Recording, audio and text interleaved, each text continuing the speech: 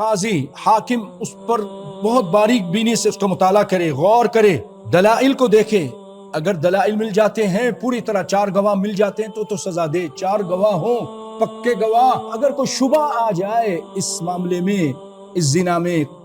کسی بھی اہم مسئلے پہ شبہ آ جائے تو اس کے بارے میں آپ کیا فرماتے ہیں؟ میں چند حدیثیں سناتا ہوں بھائیو، غور سے سنو، اللہ کرے میری یہ بات ایسے ظالموں تک بھی پہنچ جائے، اللہ سے ڈریں اور اس کو سمجھیں۔ آپ فرماتے ہیں ادرأوا الحدود عن المسلمین ما استطعتم، جہاں تک ہو سکتا ہے حد، یہ حد قائم کرنا، سزا دینا حد والی، بڑی بڑی سزائیں، سنسار کرنا، قتل کرنا، ہاتھ کاٹنا، اس کو جتنا ہو سکتا ہے دور کر سکتے ہو، مسلمانوں سے دور کرو، ہٹاؤ۔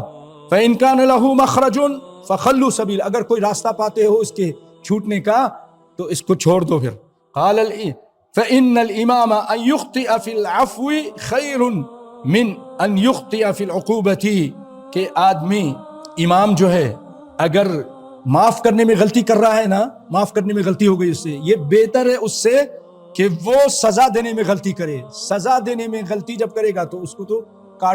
ذبح کر دیا جائے گا، اس کا ہاتھ کاٹ دیا جائے گا، اس کو سنسار کر دیا جائے گا۔ تو معافی میں اگر وہ خود غلطی کر لیتا ہے بہتر ہے، اگرچہ یہ حدیث ضعیف ہے لیکن میں اس کے آپ کو بتاؤں گا کہ اس کو قوت کیسے ملی ہے، یہ حدیث کو قوی ملی ہے۔ اور سیدنا عمر فرماتے ہیں رضی اللہ تعالیٰ عنہ، لئن اعطل الحدود بالشبہات، اگر شبہ کی بنا پر میں حدوں کو معطل کر دوں، احب الی من ان اقیمها بالشبہات، مجھے زیادہ پسند ہے کہ میں شبہات کے ہوتے ہوئے اس کو سزا کو نافذ کروں کہ میں شبہ کی وجہ سے سزا کو دور کر دوں۔ رواہ ابن ابی شیبہ فی مصنفہ۔